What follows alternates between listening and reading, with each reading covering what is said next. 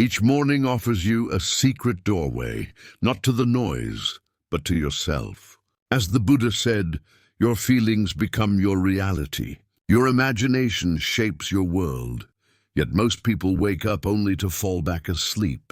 Not in bed, but in life, scrolling endlessly, thinking thoughts that aren't even theirs, chasing a reality that leaves them exhausted. But what if your morning became your power? What if the first thing you said to yourself could shape your entire day? Your mood, your peace, your focus, your life. In this video, you'll discover 5 life-changing truths to tell yourself every single morning, rooted in Buddhist philosophy, mental clarity, and true inner change. 1. I am not my thoughts. I am the silent observer watching them. Every morning, the world rushes in before the sun fully rises. Thoughts start before our eyes even open. Lingering worries, immediate expectations, approaching fears. And most people suffer before they've even left the bed, not from pain in the body, but from the noise in the mind. A silent tempest forms within our minds, and it steals our peace silently. But the first truth you must tell yourself each morning is this: I am not my thoughts. I'm the stillness that witnesses them. It sounds simple, but it holds the power to shift your entire day. In Buddhist teachings, the mind is like an agitated monkey moving from branch to branch, never still. But beyond the monkey's chaos is the sky, vast, silent, undisturbed. That sky is your true self. The mind thinks, judges, predicts, reacts. But you are the one who observes. When you begin the day by identifying with your thoughts, you tie your soul to their fluctuations. If your mental state turns anxious, you experience anxiety. If your thoughts turn harsh, you internalize shame. But none of that is you. You are the space that holds the thoughts, not the thoughts themselves. This is why most people suffer before breakfast. They never pause to notice.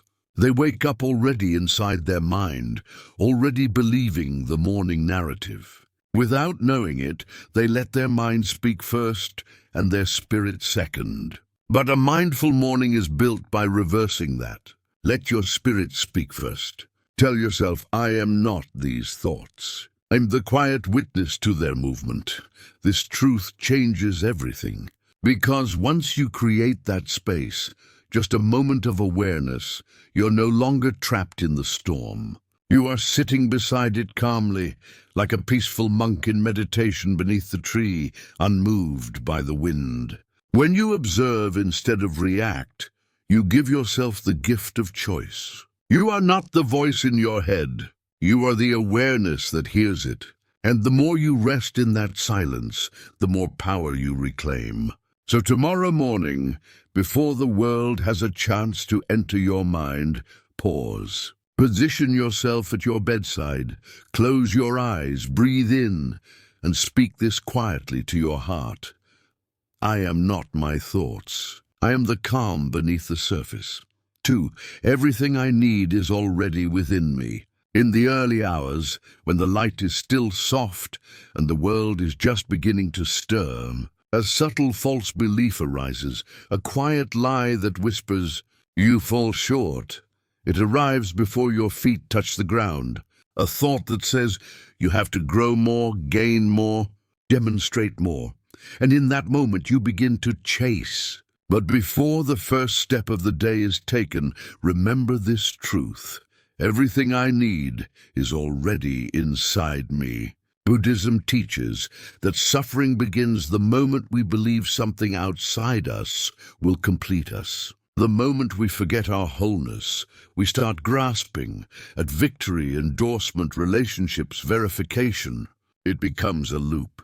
We run toward things thinking they'll fill an inner emptiness, only to find that the more we run, the more distant peace becomes. Because peace cannot be found in things. It is already there, like tranquil water beneath moving waves. In the morning, this illusion of lack is strongest. It's in scrolling through others' curated lives, in the mental checklist of all you haven't done yet, in the comparison, the self-doubt, the rush to be more. But when you pause and speak to yourself, all I need is already present, you break the spell. You return to sufficiency, not the sufficiency of ego, but the knowing of soul. Imagine a seed. From the outside it looks small, insignificant, but within it lies the potential of an entire forest. You are that seed, and yet most people forget. They seek light outside, without realizing the sun also rises within them. When you're rooted in your own enoughness, you walk through the world not as a seeker but a provider. You don't chase love, you embody it.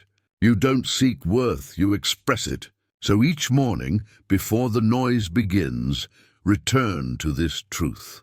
Gently touch your heart center. Close your eyes. Breathe gently and remind yourself, everything I need already exists within me. 3. No outside force has the ability to disturb my peace. A tranquil force lives in your core, a strength not born from force, but from stillness. Each morning the world begins to stir with turbulence, clamor, obligations, hopes. Some will come with anger, some with judgment, and without awareness you absorb it. But here is a truth that can change your entire day.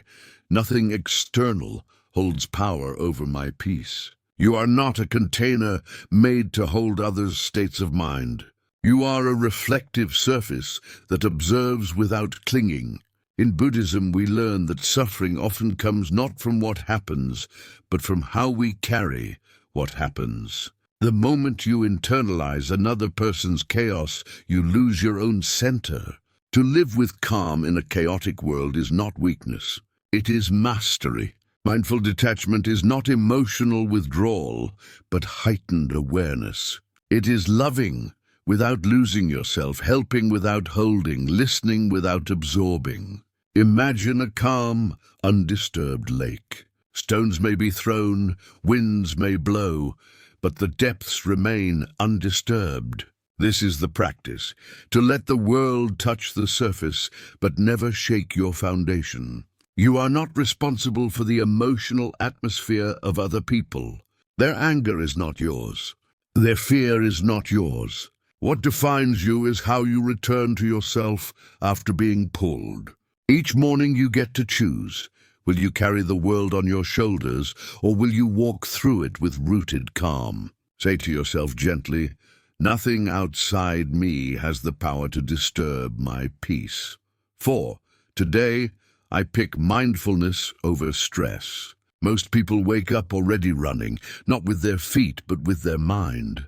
The pressure begins before the eyes fully open. Items to check off, communications to handle, commitments assembled like forces at your doorstep. This is the truth to carry into the start of each day.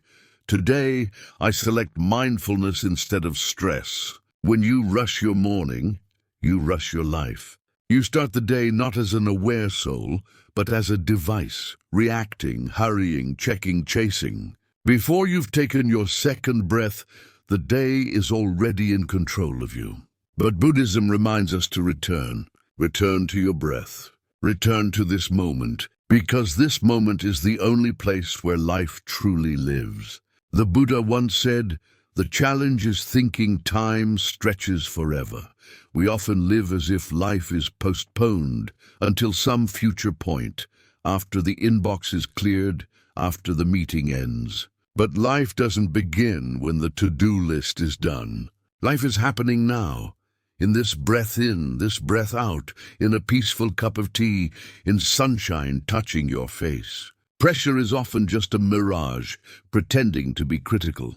It convinces us that haste is crucial, that splitting focus is advantageous. But pressure only pulls us away. It disconnects us from the softness of the present. Presence is your true home. It asks for nothing but your attention. No show, no flawlessness, just your willingness to show up fully to what's here. So when the morning arrives, don't begin with your to-do list. Begin with an inhale, a moment of stillness, a palm over your chest.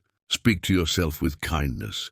Today, I opt for presence rather than strain. 5. I am letting go so life can flow. Each morning gives you a quiet choice, to cling or to surrender. Most of us, without noticing, start the day already clinging to plans, to expectations, to how we think things should unfold. But here's a truth that can gently set you free. I let go to allow life's rhythm. Attachment is a subtle type of confinement. You may not see the bars, but you feel the weight, the need to control, the fear of change. Buddhism teaches that suffering begins where attachment takes root. The moment you say, "This has to occur," you invite fear. But life, like a river, was never meant to be forced. It was meant to be followed. Your plans matter, but they're not meant to become chains. When you grasp at conclusions too intensely, you block what's trying to unfold. Letting go doesn't mean giving up. It means joining the river's path, believing in wisdom larger than yours.